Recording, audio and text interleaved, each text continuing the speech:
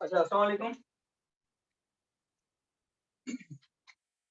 आज का हमारा लेक्चर है पैराग्राफ की डेवलपमेंट। इसी को हम ऑर्गेनाइजेशन भी एक किस्म से कह सकते हैं कि how to organise a good paragraph. ठीक है, इसके बाद थोड़ा सा टच आएगा कोहेरेंस का, क्योंकि कोहेरेंस इज ऐसे की कोहेरेंस बहुत मैटर करती है, बट पैराग्राफ की कोहेरेंस इज जस्ट सिंपल। सो उस पे जब आएंगे तो उसका जस्ट 5 मिनट का ही लेक्चर होगा, वो लास्ट में हम कर लेंगे इसका। ठीक है, आज ही इंशाल्लाह। दिस इज क्वाइट इम्पोर्टेंट, क्योंकि ये चीज आपका पैराग्राफ अच्छा कर सकती है। मतलब आज का लेक्चर अगर आप अच्छे से समझते हैं इन चीजों को और अच्छे से प्रैक्टिस करते हैं, क्योंकि इसके बाद जो इमीडिएट आपकी इस वीक की जो असाइनमेंट होगी, this is of 25 paragraphs. And मैं सोच रहा हूँ कि आपको 1 या 2 दिन एक्स्ट्रा दे दूं, लेकिन आप सब 25 पैराग्राफ लिखें। जैसे वैसे हमारी क्लास होती थी ट्यूसडे को, आज इस बार हुई ना, तो वैसे मंडे को होनी थी, लेकिन इस बार भी ट्यूसडे ही करेंगे ताकि मंडे एक आपको एक्स्ट्रा मिल जाए उस असाइनमेंट को करने के लिए। क्योंकि अगर आपका पैराग्राफ ठीक हो गया तो फिर ऐसे में आपको इजी हो जाएगा आपके लिए ना, क्योंकि फिर सिर्फ जस्ट आप स्ट्रक्चर पे काम करेंगे। जो आपकी ये चीजें के पैराग्राफ के अंदर क्या लिखना है वो मसला नहीं रहेगा। ठीक है, अब पैराग्राफ आपको मैंने ये पढ़ा दिया है कि सबसे पहले सर आपका जी सर वो आप जो है ना लिख के फिर पूरा बोर्ड भर के फिर साइड में हो जाइएगा, हम स्क्रीनशॉट ले लेंगे। ऐसे इस तरह से बोर्ड नजर नहीं आ रहा। जी जी ठीक है, ठीक है। Thank you sir. सबसे पहले आता है आपका topic sentence and in the end आता है आपका कंक्लूडिंग सेंटेंस। ठीक है, ये आपकी लेंथ ऑफ पैराग्राफ होती है। It should B of 7 to 8 या 9 सेंटेंसेस मैक्स। इससे ज्यादा नहीं जाना, क्योंकि फिर आप वर्बोस हो जाते हो, फिर आप कुछ ऐसी चीजें लिखेंगे लाजमी तौर पे जो इररिलेवेंट होंगी। ठीक है, तो बेहतर है कि आप इसको 7 to 8 सेंटेंसेस रखें। आज मैं आपको एक एग्जांपल पैराग्राफ भी यहाँ पे लिख के दिखाऊंगा, तो उसमें भी आपको 7 to 8 सेंटेंसेस ही मिलेंगे। ठीक है, अब टॉपिक सेंटेंस के बाद जो सेकंड सेंटेंस होता है, वहां से आपकी बॉडी स्टार्ट होती है, body of the paragraph and second last sentence तक, सेकंड लास्ट सेंटेंस तक आपकी बॉडी वो चल रही होती है। ठीक है, अब बॉडी में सबसे पहले क्या होता है, आपने टॉपिक सेंटेंस में एक स्टांस दिया होता है, एक आर्गुमेंट होता है आपका, आपने आर्ग्यू किया होता है। फॉर एग्जाम्पल के due to poverty crime rate is increasing, ये आपका एक आर्ग्यूमेंट है। आपने एक टॉपिक सेंटेंस क्रिएट किया है। ठीक है, तो वो आपका स्टांस आ गया। अच्छा, लाइट आ गई है।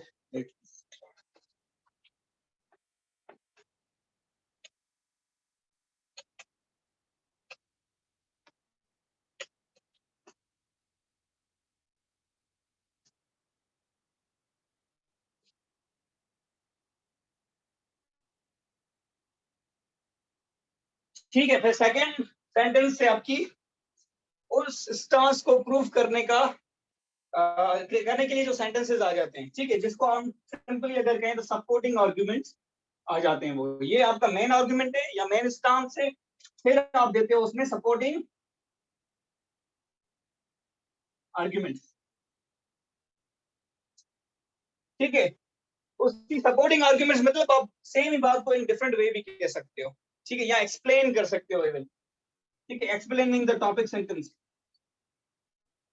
समटाइम्स यू हैव टू, क्योंकि टॉपिक सेंटेंस थोड़ा कॉम्प्लेक्स होता है, उसको आप सिंप्लीफाई करते हो for the reader, explaining the topic sentence. ठीक है, इसके अलावा आप यहाँ पे एग्जाम्पल देते हो। ठीक है, एग्जाम्पल सेम ही सपोर्ट करेगा किस आर्गुमेंट को। ठीक है, उसके बाद आप कभी कभी किसी को कोट करते हो। ठीक है, किसी के एग्जैक्ट वर्ड भी दे सकते हो, इनडायरेक्ट कोट भी कर सकते हो। ठीक है, कोट के बाद आप इसमें डेटा दे सकते हो, इवन फैक्ट्स फिगर सारी आ जाती है इसमें। ठीक है, इसके अलावा आप इसमें एनेक्डोट लिख सकते हो। एनेक्डोट के अलावा ठीक है, अच्छा, कोट के साथ अगर आप बुक्स के रेफरेंसेस भी दे सकते हो। ठीक है। अब ये क्योंकि सारी चीजें नहीं देनी होती हैं, किसी में आपने एग्जाम्पल दे दिया, ठीक है, किसी में आपने कोड दे दी, 2 कोड्स दे दी, 2 एग्जाम्पल दे दिए, फिर आगे चल के आपने एक में किसी में फैक्ट्स एंड फिगर्स दे दिए, लेकिन कभी कभी आपने मल्टीपल यूज होता है, डेटा भी दे दिया आपने एक सेंटेंस का डेटा, एक में आपने उसका एग्जाम्पल दे दिया, ठीक है। तो ये इन चीजों का मिक्सचर चलता है असल में। कभी कोई एक आएगा, कभी 2 आएंगे, कभी 3 आएंगे, ठीक है, कभी एक के एग्जाम्पल्स के 2-3 एग्जाम्पल्स आ जाएंगे, ठीक है। मतलब इनका मिक्सचर चलता है बॉडी में अंदर, सारे के सारे एट टाइम मुश्किल ही आएंगे, क्योंकि नहीं तो उससे आपका पैराग्राफ बहुत बड़ा हो जाएगा। इसके बाद क्या आता है, आपने सपोर्टिंग आर्ग्यूमेंट्स दे दिए, सपोर्टिंग आर्ग्यूमेंट के लिए आपने ये सपोर्ट दे दी, ये एक किस्म से इसकी सपोर्ट है, ठीक है।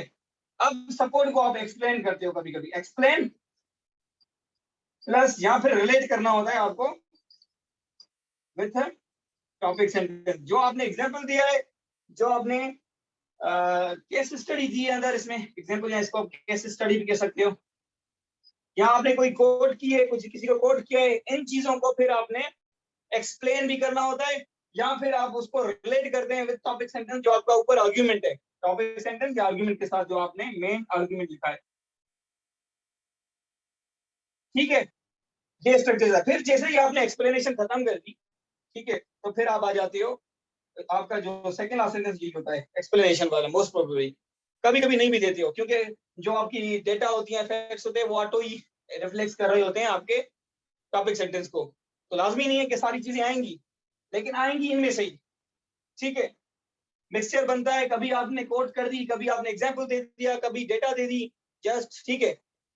लेकिन सपोर्टिंग आर्ग्यूमेंट्स नेसेसरी हैं, जस्ट डेटा देकर आप जान नहीं छुड़ा सकते, आपके अपने आर्ग्यूमेंट्स देना लाजमी होता है जो टॉपिक सेंटेंस को सपोर्ट करेंगे, ठीक है। इनको भी एक असल में आप एज आर्ग्यूमेंट लिखेंगे, एज एग्जांपल सेंटेंस लिखेंगे, वही भी वो भी एक किस्म से सपोर्टिंग आर्ग्यूमेंट ही है। आपके बॉडी में सपोर्टिंग आर्ग्यूमेंट्स ही हैं, फिर सपोर्टिंग केस स्टडी हो सकती है, सपोर्टिंग कोट हो सकती है, सपोर्टिंग डेटा हो सकती है। इन इन चीजों से आपने सेंटेंसेस बनाने होते हैं फॉर द बॉडी, ठीक है। इन द एंड कभी कभी क्या होता है, डेटा थोड़ी सी हटके होती है, डायरेक्ट टॉपिक को टच नहीं कर रही होती है, तो फिर आप उसको रिलेट करते हो, एक सेंटेंस लिखते हैं आखिर में, ताकि you would start relating it with your topic sentence, या फिर आपने उसको एक्सप्लेन करना भी होता है कभी कभी।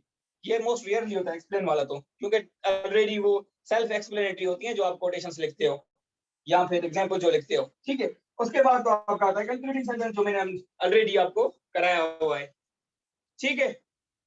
इसमें अगर कोई सवाल है, क्योंकि इसका एग्जाम्पल भी आएगा, प्लस में ये कोर्स कहाँ से निकलनी है, डेटा कहाँ से निकलनी है, ये मैं करवाऊंगा। अभी आगे लेक्चर पूरा है, जितना सिखाया है इसमें से कोई सवाल है तो पूछ लें और इसका स्क्रीनशॉट ले लें। सर मुझे ये पूछना है कि जो 7 to 8 सेंटेंस आपने बताए हैं, उसमें टॉपिक सेंटेंस भी इंक्लूड है और अनक्लूडिंग भी ना, मतलब Yes, उनके साथ ही, या मतलब ये सारे 7 to 8 होने चाहिए सेंटेंस। बिल्कुल बिल्कुल। और And सर this- ये डेटा, मतलब डेटा को भी हम एक्सप्लेन कर सकते हैं, जैसे आपने बताया ना अभी कि किसी किसी में हम डेटा को एक्सप्लेन कर सकते हैं, करना किसी में होता हम है, कोड को भी कर सही बात, सकते हैं। सही बात, अगर करना हम होता किसी है। में नहीं कर रहे तो फिर कोड भी दे अब फॉर सकते हैं और एग्जाम्पल, डेटा भी दे मैं सकते अभी हैं। आपको एग्जाम्पल देता हूँ डेटा को कैसे रिलेट करना है। फॉर एग्जाम्पल आप कह रहे हो कि our education system is in doldrums because we do not have enough या गुड इंफ्रास्ट्रक्चर, ठीक है। फिर आपने डेटा दे दी कि इतने बेड्स की कमी है, इतने टीचर्स जो है गोस्ट हैं, इतने स्कूल्स की दीवारें नहीं है, ठीक है। अब इतनी सारी वो दे दी ना, डेटा डेटा डायरेक्ट टच तो कर रही है, लेकिन अब रिलेशन लाजमी है। अब आपने एक सेंटेंस लिखना है कि अबाउट डेटा शोज दैट, वो फिर आप कभी कभी क्या करते हो, कंक्लूडिंग सेंटेंस नहीं, डायरेक्ट आप थोड़ा उसको बड़ा बना के, कंपाउंड बना के रिलेट कर देते हो।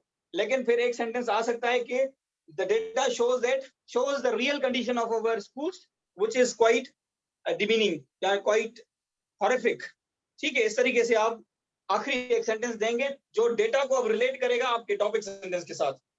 कभी कभी वो यस डायरेक्ट सर, आप कंक्लूडिंग सेंटेंस के साथ करते हो, ठीक है। कभी कभी आपको वो अलग से लिखना पड़ता है, ठीक है सर। ठीक है। Any other question? ये हैंड किसने रेज किया वो पूछते हैं।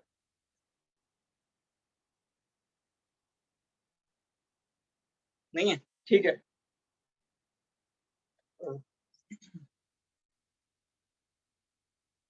अभी क्या जाता है।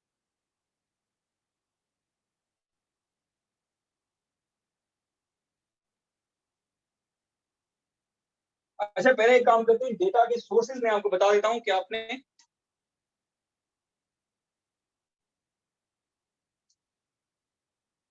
चैट में क्या रिपीट करना है। ये सर दोबारा रिपीट करते हैं एज ओवरव्यू। ठीक है कर देते हैं, कोशिश किया करें टाइम पे आ जाए। ठीक है, मैंने ये बताया था कि कोड भी बता दिया। चलें, आपने करना क्या होता है कि जो आपने टॉपिक सेंटेंस दिया है उसको प्रूव करने के लिए सपोर्टिंग आर्गुमेंट्स देने होते हैं बॉडी में। फिर सपोर्टिंग आर्गुमेंट के साथ एग्जांपल भी आ सकता है, आपकी डेटा भी आ सकती है, आपका केस स्टडी भी आ सकता है, कोटेशन भी आ सकती है, एनेक्डोट भी आ सकती है, एनीथिंग जो उसको रिलेट करे अच्छे तरीके से। ठीक है, जो भी डेटा आप देंगे it should be relevant to the topic sentence. अगर वो टॉपिक सेंटेंस को सेटिस्फाई नहीं करेगी तो वो गलत है। रिलेवेंस लाजमी है। कोहेरेंस आगे चल के जैसे मैं करूंगा इस टॉपिक में आगे इन द एंड, तो उसमें यही है कि आपने जितने भी आर्गुमेंट्स लिखने हैं या जितने भी सेंटेंस पैराग्राफ में लिखने हैं, they should be circulating around your topic sentence, they should be proving your topic sentence एक किस्म से। ठीक है, तो वो सारी चीजें एक एक सेंटेंस बनता है उनसा, एक से सेंटेंस डेटा का बनेगा एक। तो पहले आपने सपोर्टिंग आर्गुमेंट्स दे दिए, फिर डेटा को आपने एक्सप्लेन कर दिया थोड़ा बहुत, तो आपके 6 से 7 से 8 सेंटेंस आराम से बन जाते हैं and they are enough for your paragraph. ठीक है, और ये वेरी कर सकते हैं कि पहले आपने टॉपिक सेंटेंस दे दिए, फिर आपने एग्जांपल दे दिए, या पहले आपने एग्जांपल दे दिया मतलब जो, फिर सपोर्टिंग आर्गुमेंट्स दे दिए टॉपिक सेंटेंस के। फॉर एग्जांपल मैंने टॉपिक सेंटेंस लिखा, डायरेक्टली मैंने फिर डेटा दे दी, डेटा देकर फिर मैंने उसको अपने सपोर्टिंग आर्गुमेंट्स दिए जो डेटा के एक किस्म से रिलेट भी करेंगे, प्लस में मेरा व्यू भी उसको देंगे। तो ऐसे भी कर सकते हैं। यहाँ फिर आपने टॉपिक सेंटेंस लिखा, फिर आपने उसके सपोर्टिंग आर्गुमेंट्स दे दिए, फिर आपने डेटा दे दी और फिर उसको कंक्लूड कर दिया कंक्लूडिंग सेंटेंस में। तो पैटर्न कैन वेरी, ये हार्ड एंड फास्ट रूल नहीं है कि आप उसको फिक्स कर सकते हो। ठीक है, अब आ जाते हैं सोर्सेज पे जो आप यूज करेंगे फॉर डेवलपमेंट ऑफ पैराग्राफ। ठीक है, कहाँ से डेटा ले सकते हैं आप। ठीक है, कुछ पूछ रहे हैं सर? जी सर, एक और क्वेश्चन ये था कि जो आपने बताया ना कि एक्सप्लेनिंग द टॉपिक सेंटेंस, तो वो हम पूरे पैराग्राफ में मतलब उसको ही एक्सप्लेन करेंगे, उससे रिलेटेड एग्जांपल देंगे, उससे रिलेटेड कोड देंगे जो कि डायरेक्टली जो है ना लिंक होगा उसका टॉपिक सेंटेंस से। इस तरह से आपने कहा है ना?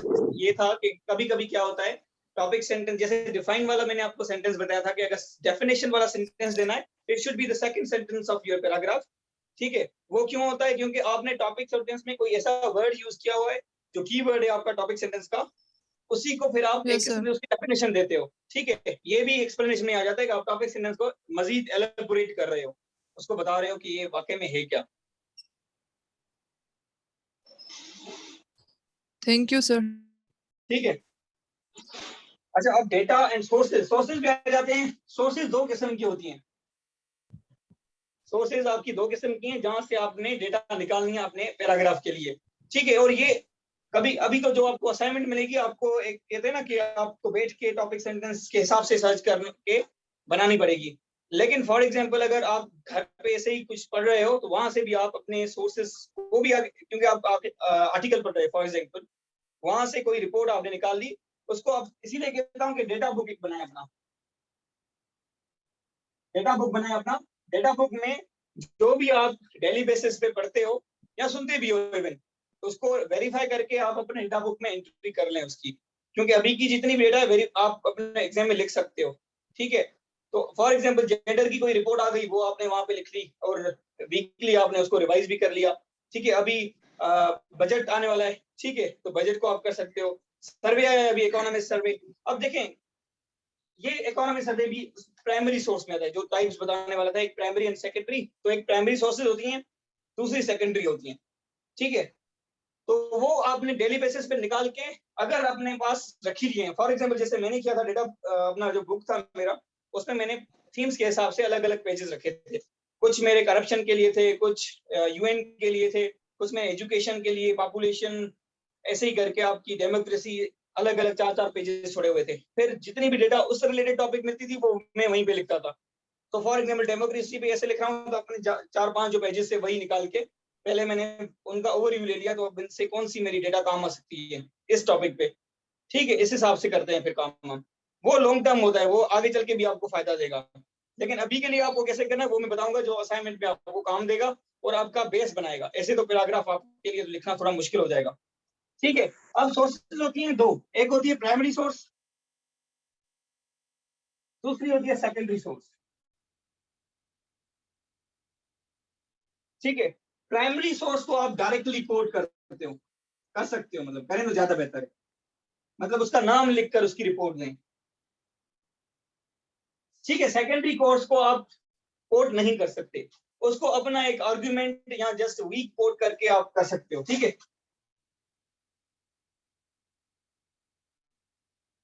उसका मतलब आप नाम लिख नहीं सकते। जैसे अगर सेकेंडरी का एग्जांपल एक दे दूं, आप जांगीरबल टाइम्स की मैगजीन आपके पास होगी, सबने देखी भी होगी, ये एक किस्म से सेकेंडरी सोर्स है। ठीक है, तो आप उसको कोट नहीं कर सकते कि जांगीरबल टाइम्स, हालांकि वो रिकमेंडेड है, लेकिन कोशिश करें कि सोर्सेज जो है प्राइमरी यूज करें। जैसे अगर for example State Bank of Pakistan,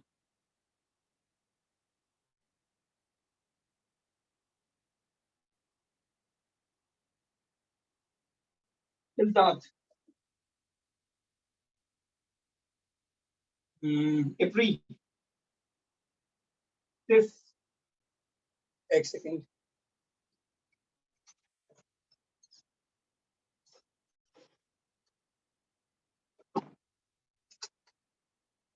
सिस, या फिर आपको दूसरी होती है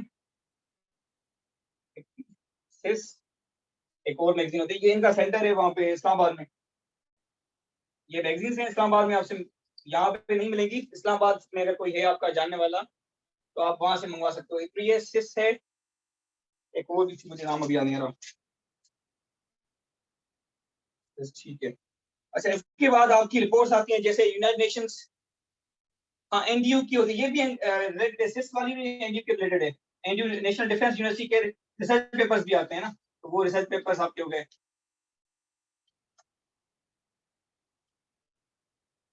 हाँ, इस्लामाबाद स्ट्रेटेजिक सेंटर भी एक। अच्छा, ये काउंसिल फॉर फॉरेन स्टडीज, इसका जी जी, कोड कर सकते, काउंसिल फॉर फॉरेन रिलेशंस।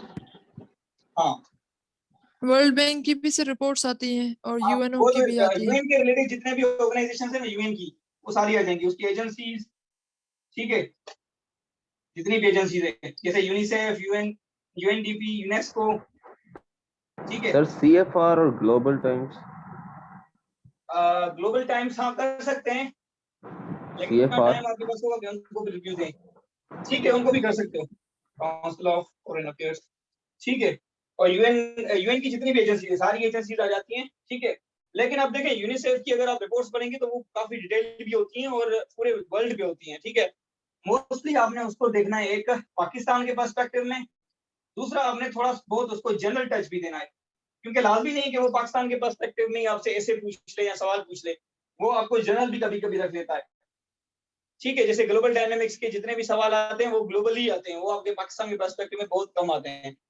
तो उसके लिए आपको जनरल टच देना लाजमी होता है कि पॉवर्टी पूरी दुनिया में कितनी बढ़ रही है, कहाँ कहाँ ज्यादा हो रही है फॉर एग्जाम्पल, तो वो भी टच देना लाजमी होता है। दो पर्सपेक्टिव में देखेंगे, एक जनरल, एक पाकिस्तान।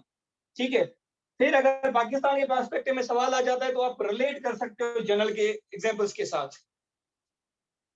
ठीक है, यूएन हो गई, इसके बाद आपके पास आ जाते हैं वर्ल्ड बैंक। हाँ, वर्ल्ड बैंक तो लाजमी है। ठीक है, आईएमएफ और आपके इकोनॉमिक्स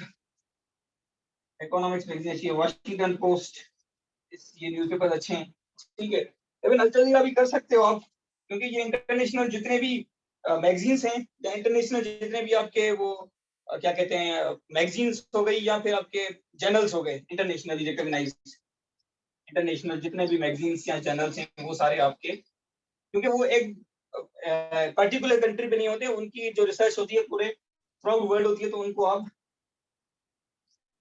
मैगजीन्स या फिर आप इसमें वो भी कर सकते हो, जर्नल्स होते हैं इनके। ठीक है, इवन एनजीओज, लेकिन एनजीओ सारी नहीं, एनजीओ एक आपको हो कि नेशनली रिकॉग्नाइज्ड, पाकिस्तान की कौन सी नेशनली रिकॉग्नाइज्ड है और दूसरी इंटरनेशनली रिकॉग्नाइज्ड, उनको कर सकते हो। ठीक है, जैसे अलफ एलान हो गई, अलफ एलान का एजुकेशन पे अच्छा काम है, इट इज इस्लामाबाद बेस्ट, यहाँ पे इस्लामाबाद में, तो ये हो गई। ब्लू रिबन शायद जेंडर पे रिपोर्ट्स बनाती हैं, Q research centre, Q research, ये इस्लामोफोबिया जेंडर, इसमें काफी आपको रिपोर्ट्स मिलेंगी। ये यूएस बेस्ड है। ऐसी काफी अच्छी अच्छी हैं, इवन आप गूगल खुद करेंगे तो आपको भी मिल जाएंगी। तो ये सारी आपकी यहाँ से आपकी निकलती है प्राइमरी सोर्सेज। इनको आप कोट कर सकते हो कि इसने इस मैगजीन में से ये आर्गुमेंट ऐसे उसने भी कहा है, मेरा भी आर्गुमेंट है लेकिन उसने भी इस तरीके से उसको लिखा है। ठीक है, वो तो एग्जाम्पल में जब हम एग्जाम्पल लिखेंगे तो बता दूंगा कैसे आपने कोट करना है उनको, लेकिन ये सोर्सेज हैं, ये सारे आप लिख रहे हैं ताकि फिर हम सेकेंडरी पे आ जाएं। तो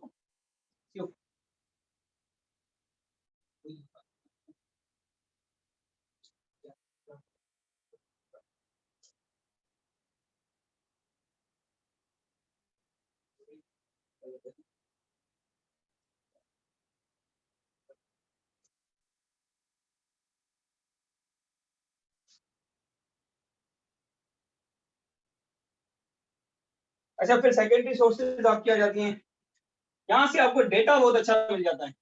अब देखिए सेकेंडरी सोर्सेज का ये एक फायदा होता है, टाइम सेविंग होती है। टाइम सेविंग इन सेंस, अब इकोनॉमिस्ट कह रहा हूँ, जो हमारी इकोनॉमिक रिपोर्ट आई है अभी, सर्वे, इकोनॉमिक सर्वे ऑफ पाकिस्तान, ठीक है, तो उसको पूरा इतना लंबा है, आप थोड़ी पढ़ेंगे उसको। तो आपने करना क्या है कि उसको, उसकी रिपोर्ट जो क्रक्स होता है, you would find it in the secondary source. जैसे आपकी जहांगीर टाइम्स की मैगजीन हो गई, नोआ की मैगजीन्स हो गई, ठीक है, इवन आपकी किप्स की भी है, लेकिन अच्छी जहांगीर टाइम्स की है, नोआ की है, even HSM magazine is good, लेकिन इसमें मिस्टेक्स होती हैं थोड़ी ग्रामर की। ये ऑनलाइन आपको मिल जाएगी हर महीने की फ्री में, ठीक है। इवन अभी नियर पियर की भी आ गई है आपके पास, तो काफी है, ठीक है। ये आपकी सेकेंडरी सोर्सेज हैं। इसके अलावा यूट्यूब आपका सेकेंडरी सोर्स है। यूट्यूब पे काफी अच्छे अच्छे चैनल्स बने, जिन जैसे कैस्पियन रिपोर्ट, वॉक्स, ठीक है, टेड टॉक्स। टेड टॉक्स पे आपको हर सब्जेक्ट की आपको डेटा मिलेगी, ठीक है। टेड टॉक्स पे मैंने जेंडर का एक ही वीडियो देखा था, उसी एक वीडियो का एक सवाल मैंने किया था पूरा 20 में। तो डिपेंडिंग कि आपका लक कितना काम करता है और कहाँ से आ जाता है। कैस्पियन रिपोर्ट आपके इंटरनेशनल रिलेशंस है, तो उसके लिए तो बेस्ट है। आपको ग्लोबल डायनामिक्स तभी समझ आएंगे जब आप कैस्पियन रिपोर्ट देखना शुरू करें, ठीक है। जितने भी इश्यूज हो रहे हैं, क्यों हो रहे हैं, अच्छा, ये इनका फायदा ये कि आपको पाकिस्तान के रिलेटेड भी मिलेंगी उन पे वीडियोस, ठीक है। वर्क्स में आपको यूएस हिस्ट्री के रिलेटेड काफी वीडियोस मिलेंगी। ऐसी काफी सोर्सेज है, लाजमी नहीं है कि यूट्यूब आप देख रहे हैं तो उसमें आप टाइम वेस्ट कर रहे हो। मेरा बेस यहीं से बना था, यूट्यूब से, टू बी ऑनेस्ट। मेरी नॉलेज का बेस यहीं से बना था। फिर आप उसको अच्छा तब लिख सकते हो जब अच्छी रीडिंग करो। रीडिंग के लिए फिर आप इकोनॉमिक्स की तरफ जा जाए। फॉरेन पॉलिसी हो गई आपकी, फॉरेन पॉलिसी मैगजीन अच्छी है। इकोनॉमिस्ट हो गया आपका, डिप्लोमेट हो गया, अल जजीरा इज गुड। हाँ, स्टार्ट हियर, यस, अभी आ गया start here. Even India Pakistan के रिलेशंस के हिसाब से भी वीडियो है एक दो। अल जजीरा का ये भी बहुत अच्छा इनिशिएटिव है, ठीक है। ये आपको वीडियोस बहुत फायदा देते हैं और आपका टाइम बचाते हैं। अभी अगर आप करंट इन पाकिस्तान अफेयर्स आपका अच्छा होगा तो आपको ऑटोमेटिकली आपके पास डेटा भी होगी और ऐसे मटेरियल। तो ये इसके लिए आपके पास CSS examine is purely examine, EXAMINED। CSS examine पे करंट इन पाकिस्तान अफेयर्स के 30 लेक्चर्स पढ़े and they are quite useful, ठीक है। सारे बड़े ना देखें, लेकिन जो अभी इश्यूज चल रहे हैं उनके हिसाब से आपको फायदा देंगे, ये लाजमी देखें। फिर इसके बाद आपकी न्यूज हो गई, ठीक है। सेकेंडरी सोर्सेज आपके फ्रेंड्स होते हैं अगर सच्चे हैं आपके साथ तो, ठीक है। अच्छा, सेकेंडरी सोर्स में आ जाता है आपके पास एक बुक है, कंटेम्पररी अफेयर्स। कंटेम्पररी अफेयर्स ये ज्यादा कोड से मशहूर होता है। अभी शायद 114 चल रहा होगा या 115। जब मैं था तो मैंने इसका 110 लिया था आर्टिकल नंबर। ये क्वार्टरली आता है, 4 महीने के बाद आता है, 6 महीने के बाद, ठीक है। इसमें एक चीज है कि जितने भी इशू चल रहे होते हैं उस वक्त के, मतलब अभी रिसेंट आपने लिया होगा तो रिसेंट जितने भी इशू चल रहे हैं तो उस पर काफी मल्टीपल सोर्सेस है। जैसे मैंने अभी पीछे प्री लिखा था, सिस लिखा था, ठीक है। इनसे वो क्या करता था, वो वाले उनके जो आर्टिकल्स हैं जो आपको वैसे पेड मिलेंगे, वो यहाँ पे एक ही बुक में उसने कॉपी करके पेस्ट किया हुआ है, ठीक है।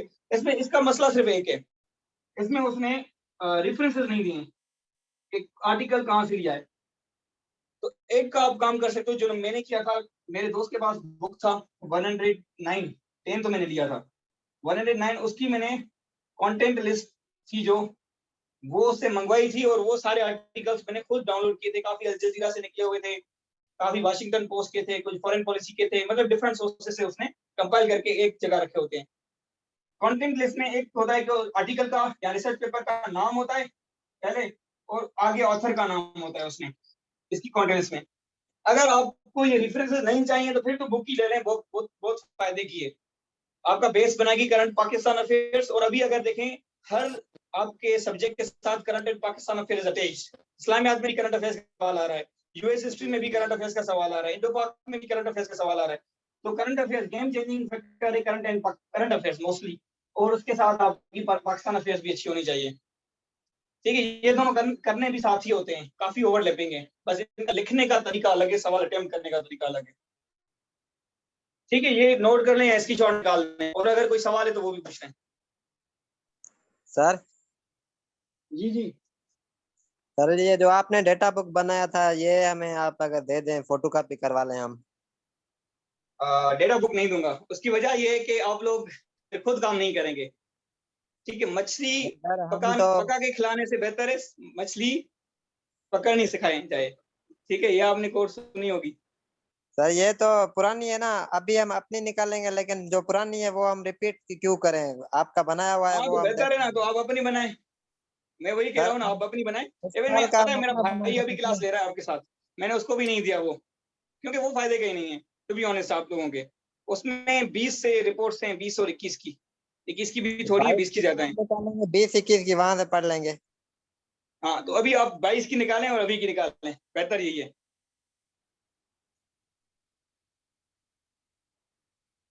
ठीक है, ये नोट कर लें।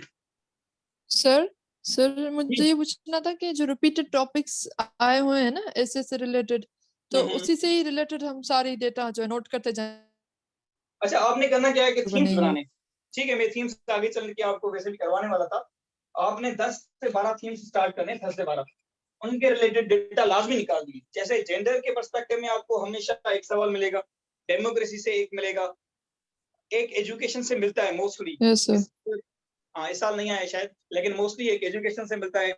ठीक है, आपके अभी थ्रेड्स से बहुत आता है, ग्लोबल थ्रेड्स या नेशनल क्लाइमेट थ्रेड्स। चेंज से सर, यस सर। हाँ क्लाइमेट चेंज, ये कुछ मैं आपको लिखवाऊंगा 10 से 12 थीम्स, वो आपने जरूर तैयार करना है आगे चल के। अभी तो ये पैराग्राफ के हिसाब से ना ये बेस्ट है। ठीक है सर।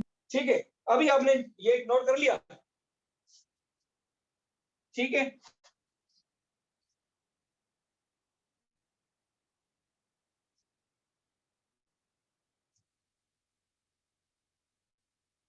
अच्छा अब आपने करना क्या है, क्योंकि काफी लोग आप न्यू हैं, you don't have enough knowledge कि आप पूरा पैराग्राफ अच्छा लिख सकें, और मैं ये नहीं चाहता कि आप जान छुड़ाएं। आप जितने अच्छे पैराग्राफ्स लिखेंगे यही पैराग्राफ आपको फिर फायदा देंगे आगे ऐसे की डेवलपमेंट में। आपने अच्छे 25 पैराग्राफ लिखने हैं जो इसकी की असाइनमेंट होगी। ठीक है, तो उसके लिए आपने करना है क्या है, सबसे पहले तो आपने टॉपिक सेंटेंस बनाना है, जैसे आपने ऑलरेडी बनाया है। ठीक है, फिर डायरेक्टली जाएं, इस टॉपिक सेंटेंस को गूगल करें, गूगल पे लिखें, और इसका या तो आर्टिकल पढ़ें, लेकिन आई वुड रिकमेंड कि आप डायरेक्टली रिसर्च पेपर पढ़ें। रिसर्च पेपर पीडीएफ में आपको वहां से मिल जाएगा। फॉर एग्जांपल आपको अगर 25 पैराग्राफ लिखने के लिए 25 रिसर्च पेपर पढ़ने पड़े, आपका फायदा है, वो डेटा उसमें से इतनी निकलेगी, आपका बुक खुद बन जाएगा। जो पता नहीं कौन बोल रहा था, I didn't see his name, आपकी डेटा बुक खुद बन जाएगी, आप ये रिसर्च आर्टिकल्स पढ़ें। मैंने सिर्फ ग्लोबल वार्मिंग के लिए ना 80 रिसर्च पेपर्स एंड आर्टिकल्स मिला के पढ़े थे, 80 प्लस, 80 तो मुझे पक्के याद है। ठीक है, और इसके साथ एक वेरी शॉर्ट इंट्रोडक्शंस, बुक का नाम है वेरी शॉर्ट इंट्रोडक्शंस, ये डिफरेंट टॉपिक्स पे हैं। अगर आप लोग ये भी फॉलो कर सकते हो, इसका मतलब एक है थोड़ा लंबा है, कभी कभी थोड़ा रिलेवेंट हो जाता है, लेकिन टॉपिक की 360 व्यू देता है आपको। ये काफी डिफरेंट टॉपिक्स पे आपको मिलेगा, पॉपुलिज्म पे मिलेगा आपको, यूनाइटेड नेशन पे मिलेगा, ग्लोबल वार्मिंग पे मिलेगा आपको, एजुकेशन पे मिलेगा, लेकिन एजुकेशन इन जनरल, ये ऑक्सफोर्ड प्रेस का है। मैंने एक दो लिए थे हार्ड कॉपी में, लेकिन वो बहुत एक्सपेंसिव है, तो बेहतर यही है कि पीडीएफ आपको मिल जाएगी। सबसे पहले आप क्या करेंगे, वेरी शॉर्ट इंट्रोडक्शंस की लिस्ट निकालेंगे, कौन कौन से अवेलेबल मतलब वो बने, ठीक है, इसके हैं अराउंड 400 तो होंगे वेरी शॉर्ट इंट्रोडक्शंस। फिर आपने कौन से निकालने, एक तो जो आपके किसी भी ऑप्शनल से ओवरलैप करें, किसी भी ऑप्शनल से, फॉर एग्जांपल जेंडर आपका ऑप्शनल है, वो फेमिनिज्म पे लिखा हुआ है, तो बेहतर है कि उसको आप डाउनलोड कर लें, और उसका फिर कंटेंट लिस्ट देखकर ही आपको आइडिया हो जाएगा कि वेरी शॉर्ट इंट्रोडक्शन कितना पढ़ना है इस बुक का नाम वेरी शॉर्ट, लेकिन ये आराम से 100 to 120 पेजेस का होता है, ठीक है। For them it is very short, हमारे लिए तो ये पूरा हफ्ता ले लेगा, ठीक है। तो इसको आप पढ़े, मैंने ये ग्लोबल वार्मिंग पे ये पूरा पढ़ा था, ग्लोबल वार्मिंग का, यूएन का पढ़ा था, और थोड़ा बहुत मैंने एजुकेशन का पढ़ा था, ठीक है।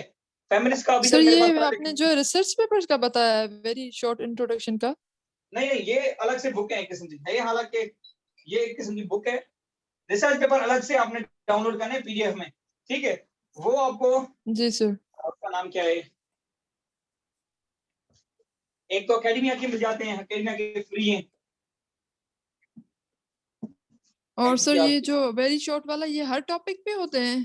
मोस्टली आपको काफी टॉपिक्स मिलेंगे, 400 टॉपिक्स पे लिखा हुआ है, मोस्टली 400 हैं ये लिखे हुए हैं, काफी अच्छे अच्छे टॉपिक्स पे मिल जाएंगे आपको पीडीएफ में। कुछ फ्री अवेलेबल है पीडीएफ में, कुछ आपको कहते हैं वो मैं वेबसाइट एक सर्च कर लूंगा, वहाँ भेज दूंगा ग्रुप में, वहां से फिर मिल जाएंगे आपको पीडीएफ में, ठीक है।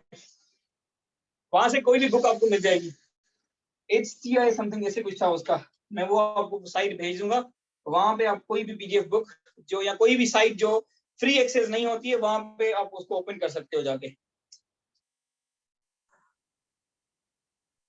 ठीक है। Excuse me, sir. जी जी, सर ये वेरी शॉर्ट जो आपने बताई टॉपिक वाली इंट्रोडक्शन, हाँ। इंट्रोडक्शन, सर ये हैदराबाद में अवेलेबल है, हैदर चौक से ऑक्सफोर्ड या प्रेस हार्ड में, हार्ड में चाहिए सर देखा कभी नहीं पीडीएफ? है, पॉसिबल ये अच्छा मिल सकते हैं, पीडीएफ तो आपको गूगल पे मिल जाएंगे, उसको अच्छा प्रिंट करा लें, वो सस्ती पड़ेगी काफी हद तक। अच्छा, चलिए ठीक है सर। पीडीएफ अगर अगर डायरेक्टली मोबाइल या लैपटॉप से नहीं पढ़ पाते हैं, तो आप बेहतर है तो उसको प्रिंट करवा लें, ठीक है। सही है। ये हमें, अच्छा कोई अगर लाहौर में है ना, तो लाहौर के लिए आपको एक बता दूं, ये क्या नाम सर, एचएम की अकेडमी है ना, वहां पे एक बंदा बैठता है, उसका नाम क्या था सर का, जो वो है ये है अब्दुल वाहिद सर। गुलाम अब्दुल वाहिद, हाँ वाहिद। वाहिद वाहिद, वाहिद नाम है, गुलाम वाहिद उसका। इसके पास ये सारे फोटो कॉपीज पड़े हैं, तो उसको आप उसके पास जाएंगे तो वो आपको फोटो कॉपी दे देगा, 150 या 100 लेगा आपसे, अराउंड इतने, तो जितने हमें चाहिए थे हमने वहां से जाके लिए थे तब, ठीक है। वाहिद के पास पड़े हैं ये सारे फोटो कॉपी। तो वेरी शॉर्ट इंट्रोडक्शन आप खुद भी प्रिंट कर सकते हो अपने लिए, ठीक है। जो लाहौर में है वो तो यहाँ पे जा सकते हैं, वाहिद के पास पड़े हैं, उनको सस्ते पड़ेंगे, या फिर हैदराबाद वाले स्टार कॉपी वाले के साथ डील कर लें, ठीक है सर। ठीक है।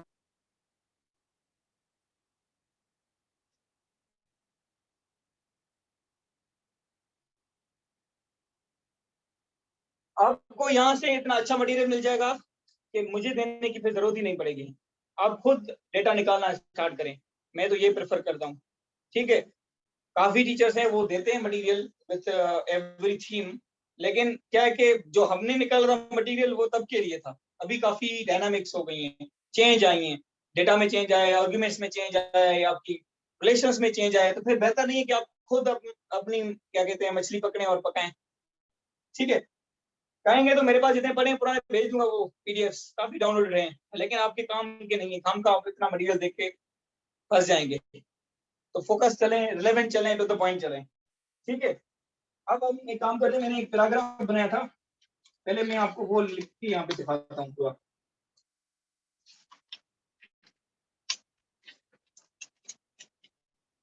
उसमें फिर कोहेरेंस वाला आपका वो पेपर भी हो जाएगा, क्या कहते हैं कोहेरेंस वाला जो सवाल था ना, कोहेरेंस कैसे मेंटेन करनी है एक पैराग्राफ में, ठीक है। पहले मुझे पूरा लिखने दीजिएगा, फिर सवाल आता आखिर में।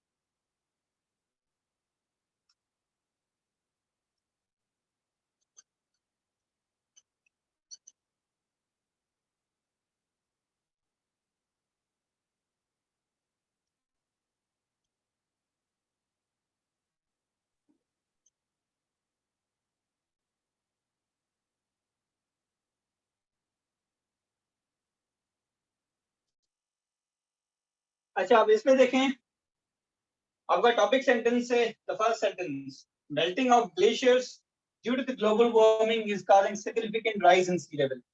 ये आपका हो गया, यहाँ से यहाँ तक ये आपका हो गया टॉपिक। ठीक है, मैंने आर्गुमेंट दिया है कि मेल्टिंग ऑफ ग्लेशियर्स की वजह से क्या हो रहा है कि सी लेवल राइज हो रहा है, राइज इन सी लेवल। ठीक है, उसके बिहाइंड जो रीजन है इज ग्लोबल वार्मिंग। ठीक है, अब इससे मेरा मेन टॉपिक क्या है, ग्लोबल वार्मिंग है। मेन टॉपिक भी आपका इसमें आ गया, जो मैं कह रहा था कि मेन टॉपिक के साथ आपका रिलेशन लाजमी होता है, ये आपका रिलेशन आ गया टॉपिक सेंटेंस का। ठीक है, उसके बाद मैंने एक रिपोर्ट दी है जो सी लेवल का थ्रेड डिफाइन करी है। Global sea levels have risen, जिसका डेटा है by 8 inches since 1970 according to EPA। ठीक है, एनवायरमेंटल प्रोटेक्शन एजेंसी यूएन की है, उसके हिसाब से 8 इंचेस 1970 से लेकर ये बढ़ा है। ठीक है, and the rate of increase expected to accelerate in the coming years. ठीक है, ये उसकी आपकी रिपोर्ट आ गई, या एक किस्म से प्रेडिक्शन आ गई किसकी, ईपीए की, उसकी एक रिपोर्ट है जिसको मैंने कोड कर दिया। This is the primary source जो मैंने आपको पढ़ाई। अब ये मेरा सपोर्टिंग आ गई किसमें, जो मैंने आर्गुमेंट दिया, राइज इन सी लेवल। अब राइज हो रहा है, वो कैसे हो रहा है, वो ये भी बोल रहा है कि राइज हो रहा है। ठीक है, अब मैं आऊंगा कि इसके राइज का मसला क्या हो रहा है। This alarming rise in is causing fears for the island nations. अब फियर्स किसके हैं, आइलैंड नेशंस के हैं। ठीक है, अब उनके कौन से फियर्स हैं, उसमें सबसे पहला एग्जांपल हो गया मालदीव्स। मालदीव्स है ये, अब ये क्या ट्रांजिशन है, मैंने एग्जांपल दिया तो उसके लिए मैंने फॉर एग्जांपल किया, जैसे यहाँ पे सिमिलरली लिख लिया, मतलब I am adding argument another case study और केस पॉइंट। ठीक है, फिर मैंने यहाँ पे फॉर एग्जांपल दिया, उसको फॉर एग्जांपल में दे दिया। ठीक है, ये आपकी ट्रांजिशन है, इससे आपकी कोहेरेंस रहती है आपके पैराग्राफ में। ठीक है, for example Maldives have already requested Australian government for an alternative place for its people because there are high chances that Maldives might vanish from the map of the world. अब ये एक और रिपोर्ट है, इस रिपोर्ट का मुझे उस वक्त याद नहीं होगा कि किसकी रिपोर्ट है, कहाँ से मैंने ली थी, लेकिन इट्स गुड आर्गुमेंट और ये ट्रूथ भी है, तो आप इस तरीके से भी लिख सकते हो। इसको कहते हैं आपने सपोर्टिंग आर्गुमेंट दिया है जिसमें आपने एग्जांपल दिया है, लेकिन कोड इसको मैंने रेफरेंस नहीं दिया, रेफरेंस इज मिसिंग। ठीक है, अब यहाँ पे रेफरेंस जरूरी था कि मुझे ये कैसे पता चला कि 8 इंचेस है, क्योंकि ये स्टैटिक डेटा है। जहां पे आपने स्टैटिक डेटा देनी है, फैक्ट्स एंड फिगर्स देनी है, वहां पे कोशिश करें कि रिपोर्ट को मेंशन करें। पाकिस्तान की इकोनॉमी फॉर एग्जांपल 11% राइज हुई है, आपको कैसे पता चला, क्योंकि वो आपका तो डिपार्टमेंट है ही नहीं, तो आपने वो लिख लिया कि इकोनॉमी सर्वे बोल रहा है। ठीक है, लेकिन जैसे ये एक एग्जांपल था मालदीव्स, एक आर्गुमेंट है आपका, तो आप इसको ऐसे भी लिख सकते हो, अगर रेफरेंस याद है तो दे दें, अकॉर्डिंग टू या as per the report by the United Nation, फिर कोई भी एजेंसी उसकी। ठीक है, उस हिसाब से आप उसको यहाँ पे आखिर में कर सकते हो। फिर मैंने एक ये दे दिया केस पॉइंट या केस स्टडी दे दी, दूसरी एक मैंने डेटा दे दिया। अब मैं आ रहा हूँ, similarly this rise in sea level is also deeply affecting the coastal areas. दो चीजों का मसले हो रहे हैं सी लेवल के, एक मसला हो रहा है आइलैंड नेशंस को, दूसरा मसला हो रहा है कोस्टल एरियाज को। ठीक है, ऑफ अदर कंट्रीज। अब उसमें मैंने एग्जांपल दे दिया पाकिस्तान का। Pakistan coastal areas are also forced to migrate due to the sea level rise या rise in the sea levels। ठीक है, फिर मैंने यहाँ पे ये मेरा आ गया आखिर में कंक्लूडिंग सेंटेंस, जो दोनों अब जो मेरी केस पॉइंट्स हैं या एग्जांपल्स हैं उनको कंक्लूड करेगा कि the current trend of sea level rise is posing existential threat to the coastal regions या coastal areas and island nations। अब ये मेरा कंक्लूडिंग सेंटेंस हो गया, जो बाउंस बैक कर रहा है द सेम थिंग जो यहाँ पे मेल्टिंग ऑफ ग्लेशियर से मैंने सी लेवल राइज को किया था। द थ्रेट जो ग्लोबल वार्मिंग का एक इम्पैक्ट हो रहा है वो ये हो रहा है। ठीक है, अब सी लेवल राइज के साथ साथ दूसरे दो प्रॉब्लम्स नजर आ रहे हैं हमें, वो मैंने इसमें मेंशन कर दिया। अब अगर मैं सिर्फ यहाँ पे देखता सिर्फ सी लेवल राइज हो रही है तो हो रही है, उसमें मसला क्या है, प्रॉब्लम असल में क्या है, दो चीजों को हो रही है, एक आइलैंड नेशंस को हो रही है, दूसरी आपके कोस्टल एरियाज को हो रही है। तो ये डिस्कस करना लाजमी था इस पैराग्राफ में। ठीक है, अब इसको कंपाउंड बना के टॉपिक सेंटेंस को ये दोनों चीजें वहीं पे मेंशन कर सकते हैं। ठीक है, लेकिन मैंने उसके बजाय कंक्लूडिंग सेंटेंस में इन दोनों को मेंशन किया है और एक किस्म से कंक्लूड किया है पैराग्राफ को कि उसका क्रक्स यही है। ठीक है, अब ये इसका स्क्रीनशॉट ले लें पहले, और कोई भी सवाल है तो पूछ लें। ठीक है, आप एक तो ये लिखते हो जैसे एज पर ईपीए, ये आपकी थी इनडायरेक्ट कोर्स, इसमें देखें मैंने नरेट करके लिखा है, नहीं 7 to 8 सेंटेंसेस ही होंगे। एक minute. Melting of glaciers due to the global warming is causing a significant, एक यहाँ पे आ गया, global sea levels have risen about 8 inches since 1970 according to the EPA, and the rate of increase is expected to accelerate in the coming year too, क्योंकि ये compound sentence है।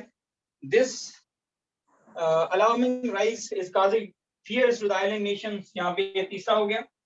For example, Maldives has already requested Australian government for an alternative place for its people because there are high chances that Maldives might disappear from the map of the world. 4, ठीक है। Similarly, this rise in the sea level is also deeply affecting the other parts of the region, coastal areas of the other countries. ये हो गए 5। For instance, Pakistan's coastal areas are also forced to migrate to sea level rise, ये 6, और ये आपका conclusion 7, 7 हैं। ठीक है, इसमें आपने देखे सिर्फ मेरे 2 हैं, एक मेरा कंपाउंड सेंटेंस है और एक मेरा कॉम्प्लेक्स सेंटेंस है, बाकी मेरे सारे के सारे सिंपल हैं। इसलिए मैं कह रहा था कि सिंपल पे ग्रिप होनी चाहिए, क्योंकि वो आपके ज्यादा यूज होते हैं। इसमें एक ही मेरा कंपाउंड है और एक ही कॉम्प्लेक्स है, बाकी सर? मेरे सारे के सारे वो हैं। जी सर जी जी सर ये जो आपने ईपीए लिखा है, हाँ, अकॉर्डिंग टू ईपीए को सर फुल फॉर्म में लिखें या ना लिखें, इससे कोई फर्क? असल में पता है कुछ, जैसे आप यूएनडीपी, यूनेस्को, अब इनके ये ना, अब आपको भी पता होंगे, इवन एग्जामिनर को भी पता होंगे, ऐसे ही एनवायरमेंटल प्रोटेक्शन एजेंसी, ये कुछ ऐसे टर्म्स हैं यूएन की जितनी भी एजेंसीज हैं, उनके आप शॉर्ट फॉर्म्स फुल फॉर्म में लिख सकते हैं, तो कैपिटल में लिख सकते हो। ठीक है, क्योंकि ये अंडरस्टूड होते हैं। यूएनडीपी के पूरा फुल फॉर्म लिखने की जरूरत नहीं है, लेकिन अगर कोई लेस फेमस ऑर्गेनाइजेशन है या कोई एनजीओ है तो बेहतर है, तो उसको फिर आप पहले फुल फॉर्म में लिखें, फिर शॉर्ट फॉर्म में लिखें। ठीक है सर।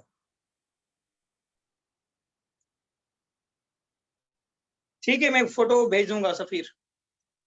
सर मुझे ये पूछना था कि आपने जो है जनरली एक एग्जांपल दिया है स्टार्टिंग में जो ऑस्ट्रेलियन वाला, उसके बाद फिर आप स्पेसिफिक पे आए हैं पाकिस्तानी, तो ये टॉपिक जो था मतलब वो पाकिस्तान से रिलेटेड हमें लिखना था? नहीं, ग्लोबल था। अच्छा, ग्लोबल था, इसीलिए मैंने ग्लोबल वार्मिंग में दोनों पाकिस्तान का भी दे दिया, दूसरा भी दिया।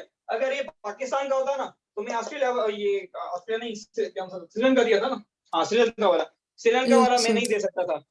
अगर ये पाकिस्तान स्पेसिफिक होता तो मैं ये नहीं दे सकता था फिर यहाँ पे केस स्टडी। फिर सारी की सारी पाकिस्तान के रिलेटेड डेवलपमेंट्स आती, सारे के सारे रेफरेंसेस या सारे की जितने भी आपके आर्गुमेंट्स होंगे वो पाकिस्तान के रिलेटेड आएंगे, और इवन पाकिस्तान मेंशन भी होगा आपके टॉपिक सेंटेंस में। ठीक है सर। और सर ये जो डेटा है ये इसको हम मतलब वर्डिंग में लिखेंगे, डेटा में इस तरह लिख सकते हैं जैसे 8 इंचेस आपने लिखा है ना? लिख सकते हो, कोई मसला नहीं है। ठीक है, जैसे 8% होता है ना, 8% ऐसे भी लिख सकते हो, परसेंट को आप परसेंट ये भी लिख सकते हो, परसेंट।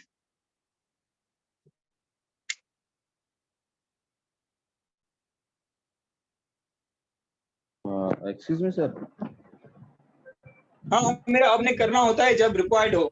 ठीक है, यहाँ पे अंडरस्टूड था सी लेवल राइज क्या होता है, तो मैंने सी लेवल राइज की डेफिनेशन नहीं लिखी है, नहीं तो मैं वो उसको एक्सप्लेन कर रहा होता। Excuse me sir. जी जी सर ये क्वेश्चन था कि आपने इसमें थोड़ा इम्पैक्ट भी बताया है कि मींस दिस ये सवाल पूरा है ही इम्पैक्ट पे, ये पैराग्राफ इम्पैक्ट का है। अच्छा सर, सही। ग्लोबल वार्मिंग का इम्पैक्ट क्या है? सी लेवल इज राइजिंग। ठीक है, जिससे क्या मसले आ रहे हैं वो फिर मैंने पैराग्राफ में डिस्कस किए हैं सर। अच्छा, मींस अदरवाइज अगर कॉज में थोड़ा इम्पैक्ट बता दिया जाए तो वो डेट्रीमेंटल है? कॉज में इम्पैक्ट नहीं, अगर कॉज का पैराग्राफ होगा तो सारे आर्गुमेंट्स फिर कॉज ही बता रहे होंगे कि वो कॉज कैसे है। अच्छा, उसमें मतलब कोई मैं भी काम करता हूँ अपने पैराग्राफ्स में, अपने ऐसे में से ना 1-2 अच्छे पैराग्राफ्स कॉजेज के, 1-2 इम्पैक्ट्स के, 1-2 सॉल्यूशंस के आपको भेज दूंगा as a sample. Yes sir, एक ही यस सर, ये सही रहेगा। एक ही टॉपिक पे सर उसके कॉजेज, इम्पैक्ट्स एंड सॉल्यूशंस, उसके कुछ पैराग्राफ। ठीक है सर। ठीक है, ठीक हो गया। अच्छा, अब दूसरा मैं एक चीज और क्लियर करनी थी। आप एक और करते हैं, ये बता दूं सर जी। सर जब आप वो सैंपल भेजे ना तो उसमें आप बोल रहे थे ना कि जो टर्म मतलब राइटर को पता नहीं होता, रीडर को, वो यूज कर, वो फिर हम डिफाइन करते हैं। ऐसा भी कोई अगर आपके पास सैंपल हो ना तो वो भी भेज दीजिएगा। ठीक है, मैं कोशिश करूंगा कि ऐसे ही निकालूं जो अच्छे हों और उसमें ये वाला फैक्टर भी हो। लेट मी, अब मुझे सारे ऐसे देखने पड़ेंगे, देखता हूँ, ठीक है। और सर ये बोर्ड वाला भी ना हमें भेज दीजिएगा हाँ हाँ, पैराग्राफ। ये तो मेरे पास लिखा भी हुआ है, तो वो मैं भेज देता हूँ।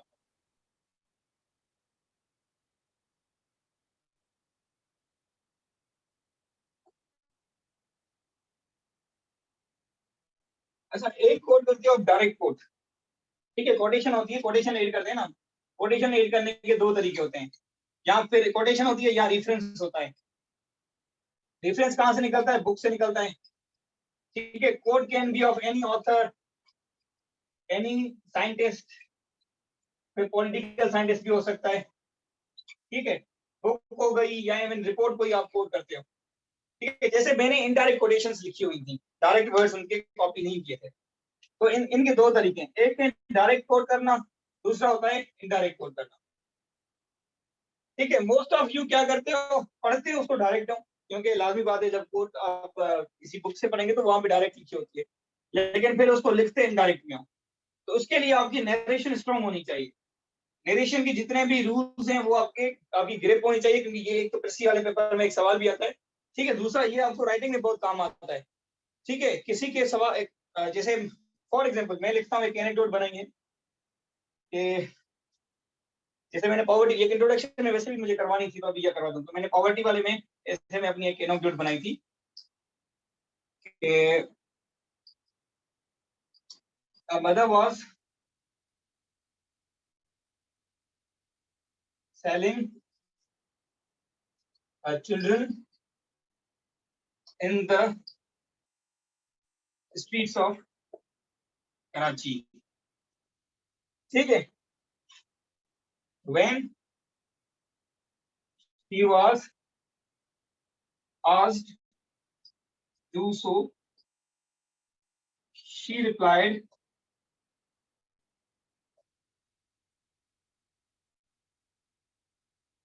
I am poor and cannot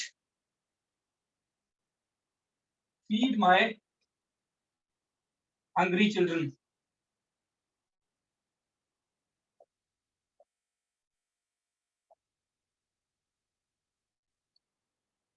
He further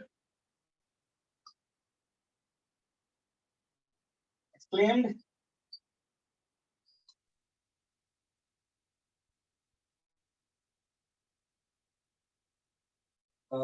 instead of dying with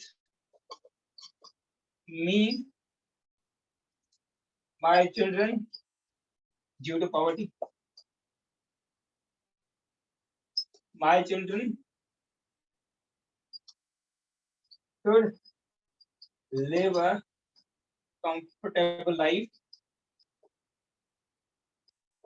with their new parents, ठीक है। अब मैंने क्या किया है, उसकी जबानी एज इट इज कोट की है, इसीलिए मैंने डायरेक्ट कोट का इस्तेमाल किया है। कोटेशन उसी को एक्सप्लेन कर रही है कि यहाँ पर एक सेंटेंस पे दूसरा सेंटेंस यहाँ होगा, instead of dying with me my children should. अब ये मैंने डायरेक्ट कोड किया है, ये तरीका होता है, आप डायरेक्ट कोड कर रहे हो। इसको आप पूरा नरेट कर सकते हो इनडायरेक्टली भी, ठीक है। जैसे मैंने ये स्टार्ट से किया था कि mother was selling her children, ये इनडायरेक्ट कोड था। मैंने एक मदर को इनडायरेक्टली कोड किया है, इसके इसीलिए मैंने इस पे वो नहीं दिया है। अब नरेशन अगर अच्छी है तो फिर कोई भी यूज कर सकते हो, ठीक है।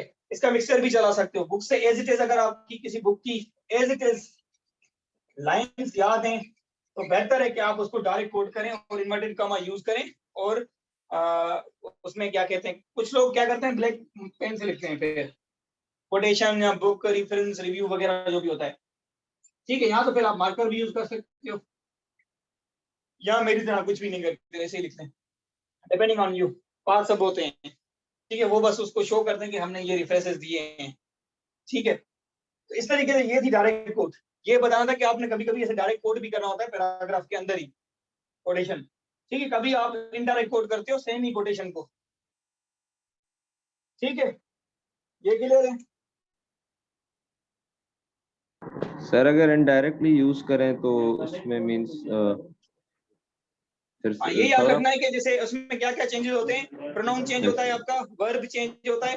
ठीक है, वो Yes, चीजें sir. आपने ख्याल रखनी है। फिर ठीक है सर।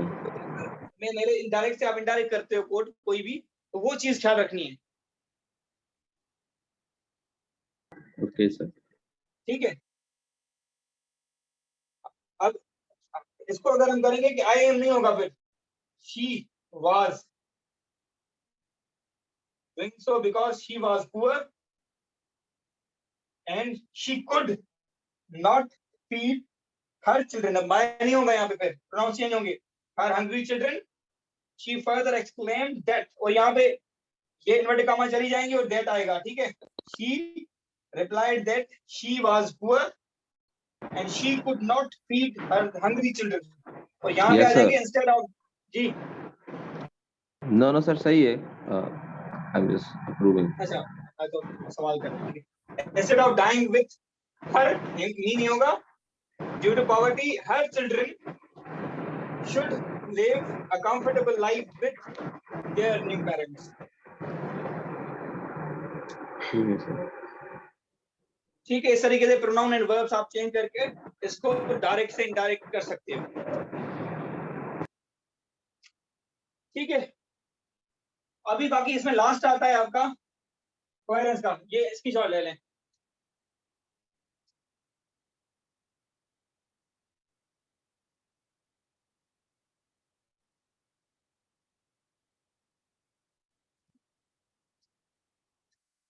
अच्छा, कोहेरेंस से मैंने पैराग्राफ ज्यादा इंपॉर्टेंट तो आपको ऐसे में करवाऊंगा, वैसे भी अलग से। लेकिन पैराग्राफ की सबसे चीज अच्छी ये होती है कि आपने वन टॉपिक सेंटेंस को डिस्कस करना है। ये इसकी कोहेरेंस का की अगर बैकग्राउंड कहें तो। ठीक है, वन टॉपिक सेंटेंस और सारे के सारे आर्ग्यूमेंट्स उसी को सपोर्ट करें।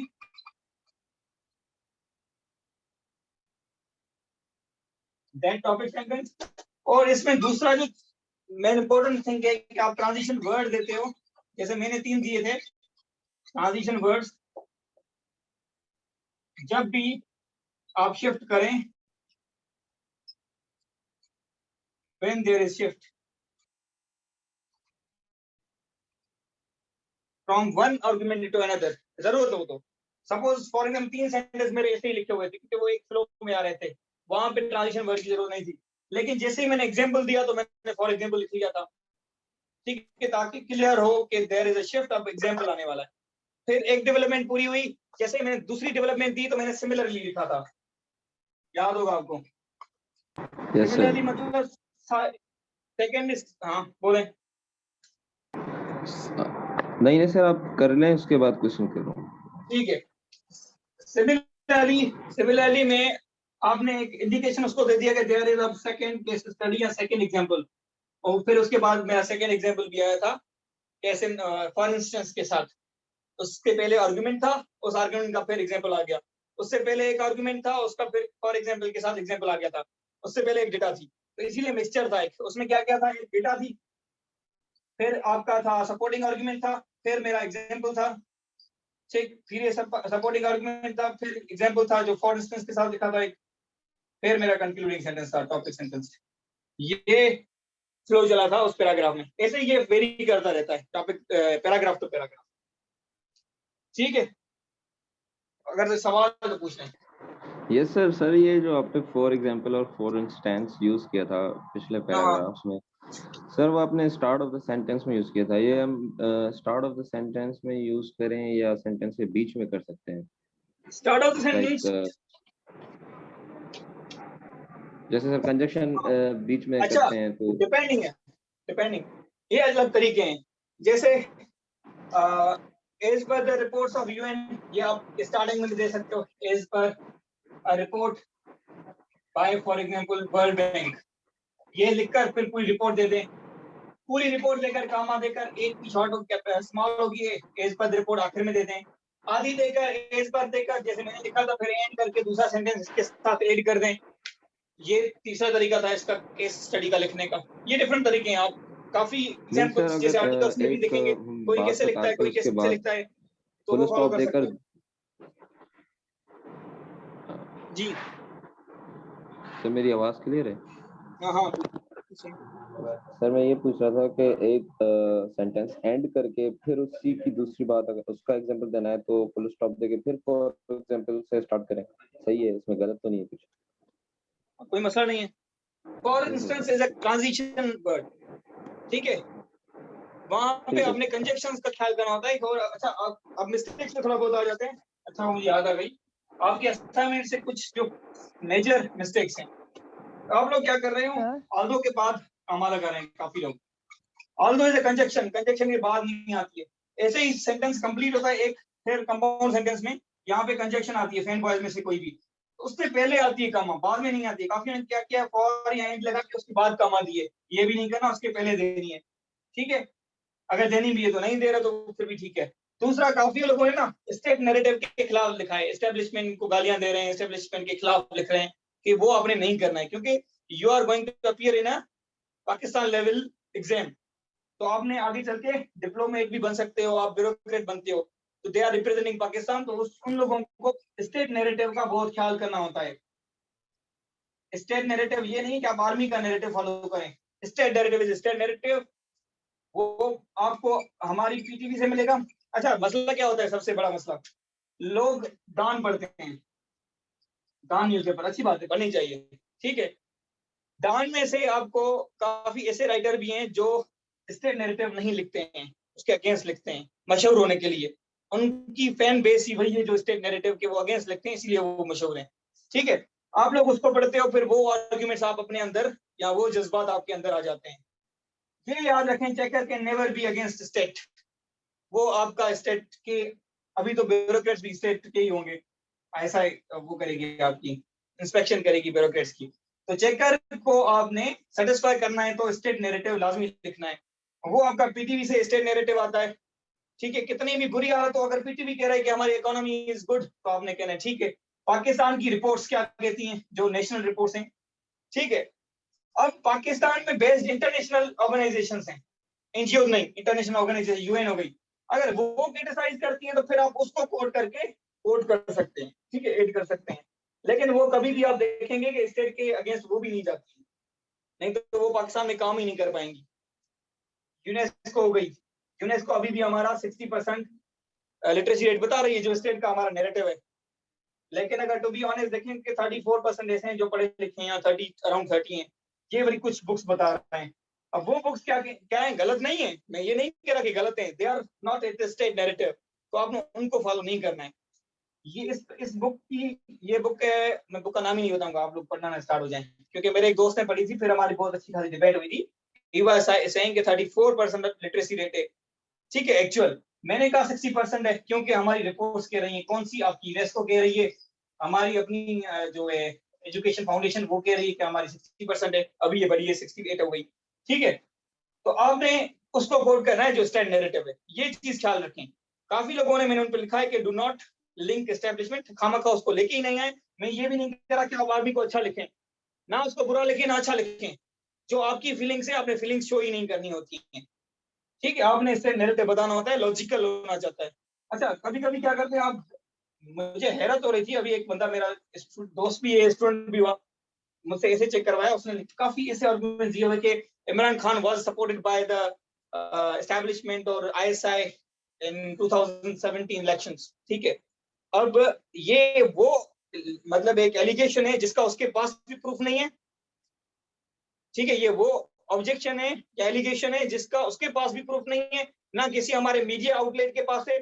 आप ये ख्याल से अगर नोट करेंगे कि मीडिया आउटलेट्स कभी भी डायरेक्ट इसको कोट अपना नहीं कहेंगे, किसी मिनिस्टर को कोट करेंगे, अपोजिशन मिनिस्टर होगा उसको कर देंगे, ठीक है, या किसी बंदे को कर देंगे, कभी भी वो अपने ऊपर नहीं लेते ऐसे आर्गुमेंट्स। तो हम क्यों लें, मरना है तो कर लें, फेल होंगे, सीधी सी बात है, इसके नैरेटिव लिखना ज्यादा बेहतर है, ये सेफ साइड है। पहले मार्क्स ना दे, हमें 40 दे दे, इनफ है हमारे लिए। तो ये चीजें ख्याल करें। दूसरा, ग्रामर के काफी एरर्स निकल रहे हैं अभी भी, ये कामा नहीं आएगी यहाँ पे कभी भी। पूरा एक फ्रेज डिपेंडेंट क्लॉज होगा, फिर कामा होके फिर इंडिपेंडेंट क्लॉज होगा, और कंजक्शन हमेशा इंडिपेंडेंट क्लॉज के साथ नहीं आएगा, डिपेंडेंट क्लॉज के साथ आएगा कंजक्शन, ये भी याद रखें। तो इन चीजों का ख्याल करें। ग्रामर के इश्यूज जितने भी हैं वो कोशिश करें अभी से निकाल लें, ताकि पैराग्राफ आप अच्छे लिखें। सर ठीक है, सर अगर कोई सवाल है तो पूछ लें, नहीं तो फिर हम एंड सर करते हैं क्लास। सर आपने पैराग्राफ की कोहेरेंस का बोला था, बोल रहे यही था थे ना, कोहेरेंस बताई तो ना, कि आपका जो हाँ, पूरा तो टॉपिक ये सेंटेंस होगा, पूरा पैराग्राफ होगा, वो एक ही टॉपिक सेंटेंस पे होगा, वन टॉपिक सेंटेंस। और जहां पे भी जी सर ट्रांजिशन आएगी, जहां पे भी शिफ्ट आएगा, वहां पे आपने ट्रांजिशन वर्ड देना है उसको, जैसे मैंने दिया था for example, for instance, similarly, additionally. अच्छा, इसको थोड़ा अमीन पिन बदल रहे, सब लोग क्या करें, वो जो मैंने लिस्ट भेजी थी ना कीवर्ड्स वाली, वो ओपन करें अपने मोबाइल में, ताकि वो मैं बता दूं आप लोगों को कैसे यूज करनी है।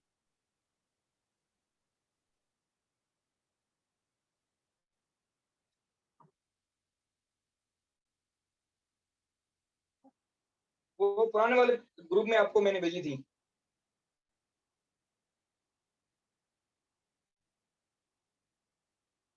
खोल दिया आप लोगों ने वो फाइल।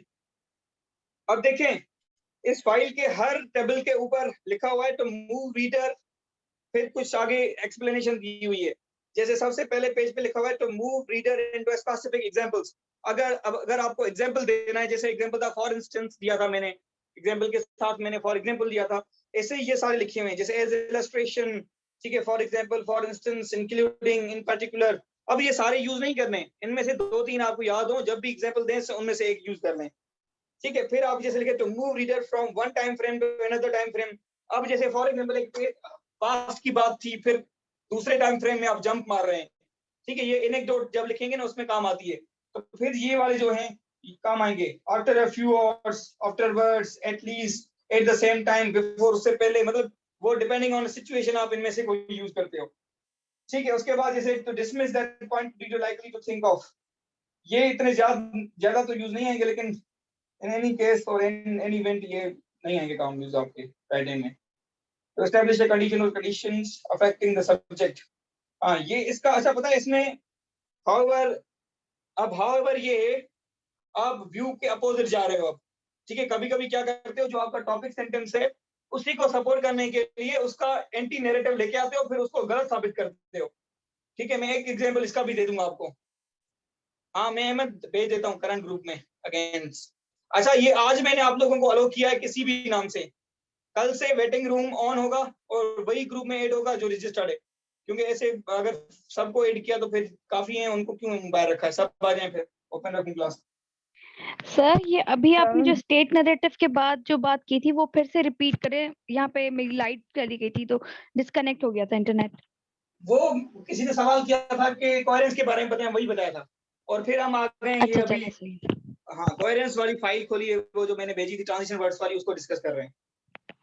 चलिए सर सही है, मैंने thank ये you। पूछा था कि अगर मैं डेटा दे रही हूँ एक और उसके बाद मैं सपोर्टिंग आर्ग्यूमेंट दूं, फिर एक एग्जांपल दूं, फिर सपोर्टिंग आर्ग्यूमेंट दूं, ऐसे कोहेरेंस रखूं। हाँ, एक ये भी हो सकता है टॉपिक सेंटेंस, फिर 4-5 एग्जांपल दे दें, फिर आप उसको दूसरा एक्सप्लेनेशन दे दें, कोई मसला ही नहीं है। तो ये जो मैंने लिखा था ना वो आपकी वेरी करता रहता है। ये अभी थोड़ा आप सोच सोच के लिखेंगे, ठीक है सर। आगे तो आपको याद भी नहीं होगा कि आप कहाँ से अब केस स्टडी पहले दे रहे हो बाद दे रहे हो, वो एक फ्लो में आप पूरा पैराग्राफ लिख लेंगे, पता ही नहीं चलेगा। ठीक है, इसके बाद आगे एग्जांपल्स वाले एडिशन वाले हैं, जैसे इन एडिशन, ठीक है, इन एडिशन, सिमिलरली, ये वाले बहुत काम के हैं। ये आ जाते हैं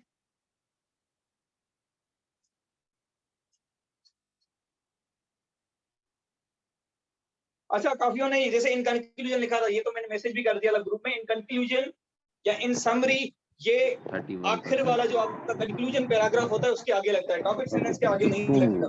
चार्जर बाकी जैसे इसमें है ना accordingly, consequently, on the whole, therefore, thus, ergo, in brief, hence, ये सारे के सारे आ सकते हैं। इसमें so भी लिखा है लेकिन so would not be used क्योंकि ये कंजक्शन है। बाकी तो conclusion, in conclusion, in summary, ये सारे लास्ट में आएंगे कंक्लूजन पैराग्राफ के बाद। पहले अच्छा, इसमें लास्ट पेज पे जाएं, उस पर लिखे हुए हैं ये सारे एडिशन वाले, ये जैसे actually, further, additionally, further more, again, incidentally, Indeed, also, ये वाले आपके बहुत काम के हैं क्योंकि सबसे ज्यादा ये यूज होंगे आपके। ठीक है, इसके अलावा बाकी जितने होंगे कोहेरेंस वाले में, ऐसे की कोहेरेंस करेंगे उसमें फिर डिटेल में करेंगे इनको, फर्दर मोर, फर्दर, ये सारे आ जाते हैं फिर। Okay sir. ठीक है, कोई सर, सवाल? जी सर जो आपने एनेक्डोट वाला बताया तो उसमें मतलब 5-6 सेंटेंस उसमें ना पूरे आ जाएंगे हमारे एक ही पैराग्राफ में, हाँ, तो वो तो तो पूरा फिर पैराग्राफ आपने उसी क्या पे ही करना है होगा ना, ना? हाँ, मोस्टली ये होता है कि आप एनेक्डोट एक लिखें तो बेहतर होता है। उसमें क्या होता है कि एक जैसे आपकी डेवलपमेंट होती है ना, उसमें एक एनेक्डोट का आ गया, जैसे मैंने आपको इंट्रोडक्शन भी सिखाना है एनेक्डोट से, तो वो कोई कैची होता है, काफी एक इफेक्टिव इंट्रोडक्शन है अगर आप एनेक्डोट से बनाते हो तो।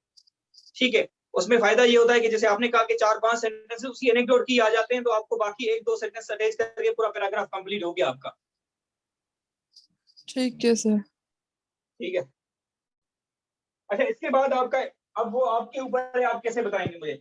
आगे वाला जो एसीपी का जो काम रहता है वो है असल में टाइप्स ऑफ पैराग्राफ्स। ठीक है, टाइप्स ऑफ पैराग्राफ, अब उसमें टाइप्स काफी हैं, लेकिन उसमें से आप लिखते हो बस 2-3 या 4 हैं मैक्सिमम।